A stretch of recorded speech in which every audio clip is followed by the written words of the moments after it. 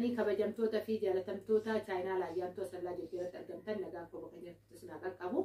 Baga jiraatanii baga eeggamtanii yoo eegdamisiin jecha egaa ka wannan dafee deebisuu qabu obboleettiin tokko waa'ee akkuma taambileelii gubbaatti fi mata duree ilaalaa jirtanii waa'ee sa'a faranjii yookaan sa'a aannanii gatii isaatii fi namoonni biyya keessatti natti himanii fi gatii isaa mee ati maal laan jettaa nan barbaade osoo hin galii nan bitadhee galuu barbaade naan jettee turte akkasuma immoo ijoolleen baay'een illee akkasuma fedhii ni qabdu jechuudha. Tanaan dura waggaa darbee waggaa baranaafa viidiyoo bal'inaan waa'ee horii irratti hojjechaa ture waan ta'eef jechuudha. Kan hunda odeeffannoo walitti qabeen isiniif deebisaa namoota baay'eedhaaf deebiin taa'ee abdii qaba.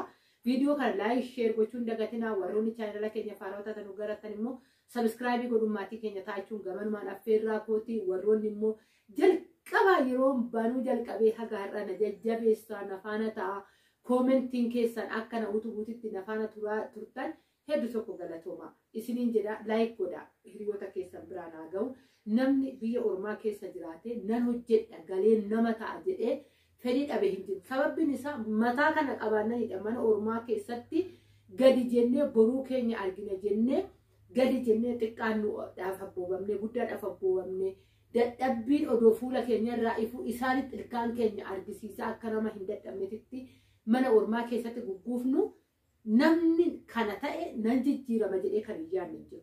Kanaafuu jijjiiramni immoo hojii keessa jira. Inni birri biyya sanii fiddee miti jijjiiramni kee jechuudha. Inni sun kaa'umsa keettidha. Jijjiiramni milkaa'inni garuu biyya keessatti kan hojjettudha. Rabbiin nama sanii sinaa taasisu sin jechuun jaaladha. Egaa kaa odooni kara sa'a faranjiitti hin deemin horii horsiisuun bu'aacee baay'ee ni qaba. Keessan darbe waan ta'eef ofirra dhaabbadhee tan isinitti taasaatu jira. Deebii isiniif deebisa kan obboleettii kiyyaallee gatii isaallee tokko jechuudha. Gatii si gaafata. Gatiin inni si gaafatu gatii guddaadha. Gatii nyaatarraa jalqabee iddoo bulmaataa jalqabee isa qofaa miti. Fayyaan isaanis rakkisaa haalli baay'ee sitti ulfaata. Tarii ati yeroo sanitti waan baay'eedhaan miidhamuu dandeessa. Tokko gatiitti baastee bittaa. Lama namoonni naannoo bakka wanni siin jedhan waa baay'ee jira. Ati nama kutannoo qabuu fi nama bakka dhaabbatte sanirra dhaabbattee fageessite tulluurra qaariteetu laalte ta'uu qabda malee waa'een horii hatta saayikooloojii keellee akkasii miidhuu si geechisiisa. Ani ofii kiyyarra waan nageen isinitti himaatu jira. Fakkeenyaaf ani barreen gaddaa horiiwwan isin argisiisan ture bitee kana horsiisaa ture jechuudha. Hatta akka birriisu si harkaa badullee yeroo baay'ee si harkatti ta'uuf ni deema. Anama fakkeenyaaf sa'a barreen gaddaa jabbiloo jalatti argitanii hojjettanii sa'a dhaluu ka'eedha. Kanan bitee jechuudha. Fakkeenya isiniif taafan malee amma ani waan darbe irratti dubbachuuf miti fakkeenya isiniif haa ta'uuf. Isa sanirratti nyaata isaa ganaa nyaataa dhaluu ka'e jedhee nyaata isaa galabaa kophaatti galabaa guddaa ta'e tuulaa guddaa ta'e biteen isa bichaadha jechuudha. Nyaata isaa yeroo rimaa kan nyaatu kan soogidda hin qabnedha kan soogidda hin qabne guyyaa dhalu waan hin beekneef rimaan bite waan ta'eef harmi isaa kun akkatti lafatti rarra'a. Yeroo harmaa isaa footoon kaasne yookaan viidiyoo irratti hojjenne yeroo jalqabaatidha kanan viidiyoo irratti hojjenne malee isaani sun bakka eegumsa guddaadhaan kan yeroo dhale immoo yeroo kana keessa waggaa kanaadha. Gimbootatti deema. Gimboonni bonaadha. Bona sanitti tariitii bonni dha'uu danda'a yoo dhale jedhee nyaata immooyyuu yeroo dhalee kophaatti bitee teechisee jechuudha. Nyaanni horii beekamaadha. Haga maal jensitti wanni isaa kophumti isaatuyyuu 1,500 har'a birrii waan lakkooftaniif akka birrii guddaa 30,040 waan lakkooftanii fi birrii kana hooyyaamu xiqqoo isinitti fakkaatti.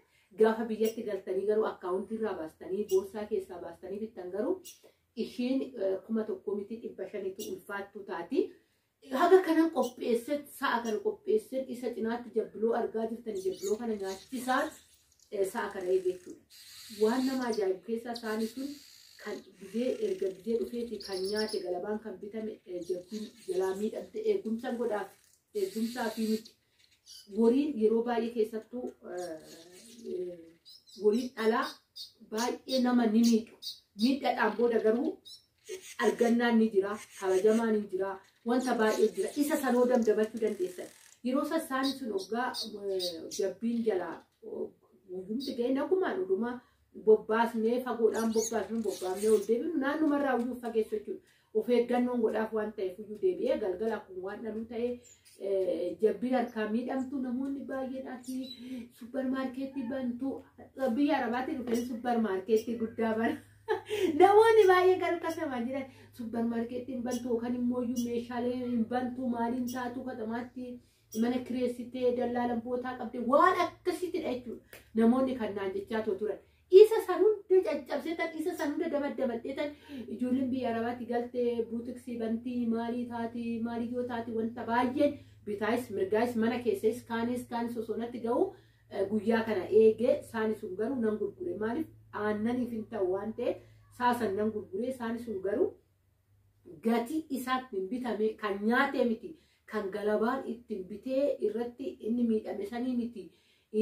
Waa nyaata dura nyaate waa nyaata dura mana jiru sanii miti gatiin inni gabaa keessa kaashii lakkaa'ee galee ruubiin baasne yeroo kanatti garuu lapheen nama cabuu danda'u maalatti fakkaanne sababbiin isaa nama waan baay'ee cabsee dhufe waan ta'eef iyyuu maalan jedhe karaan taane waaqayyoon konna keessa karaan taane hojjedheetoo ittinan argadhan jedhee jabbiloonni sun baay'ee naa guddate karaan taane suni maalinni jabbiloota sanii abdadhe jechuudha waaqaa gaditti.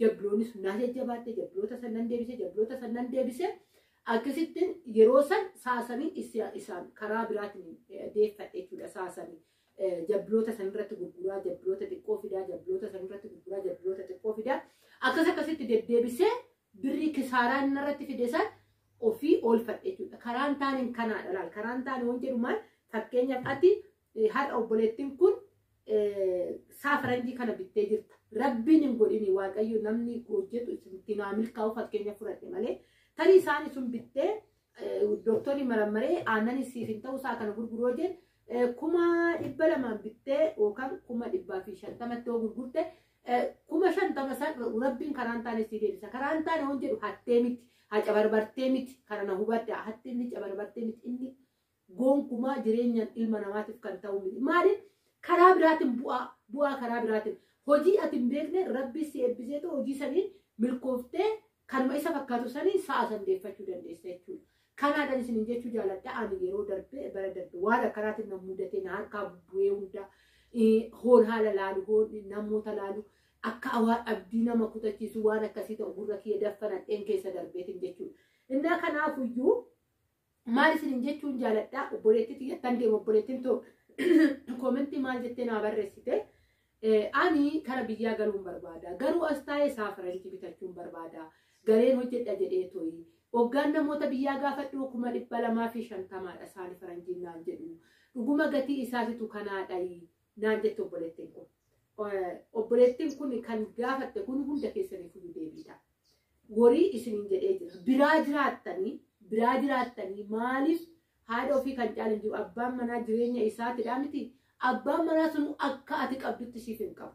Wariin faranjii keessattuu ijoollee xiqqoo wanni dhalatte ijoollee dhalattuu ammaa haati gattee gabaa deemuu hin dandeenye jedhi isaa faranjii jedhi tokkodha. Dhugaan isiniin jedha. Sa'aatiin irra waggaa darbe bashitaan nyaataa faranjiin baay'ee ulfaata. Abashaa miti urfatti ooftee horii abashaa urfatti oofanii aannan xiqqishuu elmatu malee jira naannoo kiyya achi fageessanii oofanii. Galgala waan taate jookii takka keessaa elmatanii kan itti fayyadaman nan beeka. Ishiin garuu bu'aan qabdu warroota akka keenyaa kan hojjedheen ittiin jijjiirama warroota jedhu kanaa jiru warruma aannan qofa mana ofiitii barbaadu waggaa ta'e malee. Saani faranjiin garuu akkasii miti. Amma hin jiru ollaa kiyya saana faranjii ijoollee isaa tokkitti ijoollee sadii kan ittiin barsiifatu nan beeka. Ijoollee sadii kan ittiin barsiifatu musaa'uma tokkitti saniin jechuudha. Garuu saani sun halkan sa'a 10tti kaa'amee laaffifamaa fi nyaanni isaa. Doktoraan laallama guyyaan biraa hin fagaatamu namni tokko deeme nama tokko tuyyuu eegaa cinaa isaatitti saree guddisanii fi sareedhaan wal baree saree wajjiniin ciisaa ofii isaan eegumsa godhanii fi nyaanni isa bifa laalaniitti doktorri barsiise waan ta'eef bifa laalanii nyaata jijjiiruu fi waan hin taane ittiin kennanii bishaan isaa yeroo eeganiiti yeroodhaan harmi isaa bishaan ho'ifamee maasaajii godhama. Wanta baay'ee keessa birrii 250 baaftu kanaa miti. Garuu eenyutu akka koo algeenaa hooqa jette cittoonii jedha mammaaksa Oromoo mammaakamu. Dhiifama maaliif kana mammaakte leonaan jettan bakka kee ati madoofte sanii sumatu beeka bootaa madaasi dhukkubuusan jechuudha.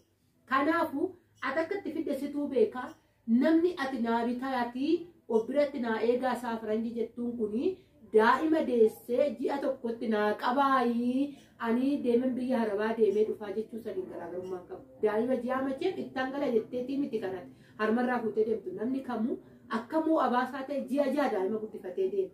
Waggaa 2 waggaa 1 daa'ima guddifatee deema malee buufatti gatee deema. Akka sanidha isaanii faranjii. Nan bitadha jennaan galii ofii keetii laalii bootaa qopheessi fi aduu hin barbaadu, qorra hin barbaadu, maala mijataa barbaada, mana isaa qopheessi fi bootaa irriibaa qopheessi fi nyaata isaa qopheessi ka'iitii hatta doktorumtuu doktora naannootti yeroo waan tokko kan siif laalu jiraachuu qaba. Haala saniin itti siqiitii bitadhu obboleettii koo birriin ati fidde qixeetidha. Saakilojiin kee miidhamee yeroo kee aarsaa kaffalte wanta baay'ee keessa seenteetidha kan fidde waan ta'eef iyyuu. Siin jedha yeroo baay'ee kanaadha kanan jedhu waan karaa horiititti horiin guddiidha. Amma fakkeenyaaf yeroon kun sooma walakkaa geenyee jirra. Horii foonii bitan amma nu biratti jechuudha. Namoonni sheerii walitti godhee gaafa akka biyyaatti jiraata. Biyya keenyatti qirca sheeriidhaan bitata jechuudha. Magaalaanis akka magaalaatti, baadiyyaanis akka baadiyyaatti, jiddu galeessa akka jiddu galeessatti. Nu amma warroota jiddu galeessadha. Magaalas miti baadiyyaas miti. Mana addeessatti irra jirra waan ta'eef akka naannoo keenyatti walitti guurree horii bitachuuf jechuudha.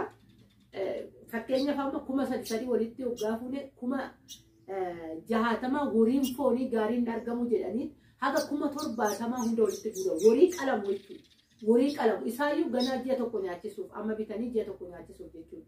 Kanaafuyyuu horii dhaluu eeyyanii horii faranjii odeeffannollee kanan dhaga'e kanaadha. Haga 2,030 haga 2,200 jechuudha. 2,250 haga 2,230 waan akkasiisanitti bitama. Jidduu kana keessatti bitama. Malee maatiin keellee yookaan abbaan ati odeeffannoo irraa gaafattellee wanta dogongora ta'ee miti kasitti maatoo jiru. Horiin baay'ee guddiidha. Yeroo kana keessa baay'ee guddiidha. Namni amma yeroo kanatti jijjiiramaa jiru namni itti beeku bakka bakkatti bitee fa'aa namni deddeebisee too daldaluu ammatti jijjiiramaa jira jechuudha yeroo kana keessa. Namni wanta dafee nyaatamu barbaadaa jira namni yeroo kana keessa karaa milkaa'inaa gabaabaa barbaadaa jira namni waan ta'eef dafee deddeebisee fa'aa itti fayyadamaa jiranii horiin baay'ee guddiidha. Horii aannaniitii miti horiin qalamuyyuu baay'ee guddiidha. Isiniin jechuun jaaladha. Garuu haala kunuunsatiif ofii keetii itti siquu si wayyaa viidiyoon kun isin dheeratee abdii qaba. Obboleettii koo deebiin kun quubsaa yoggaa ta'uu baate kottuu immoo waatsaappiidhaan na dubbisiisin jechuun jaaladha. Baay'ee isin jaaladha baay'ee isin kabaja bakka jirtutti nagaa naa ta'a.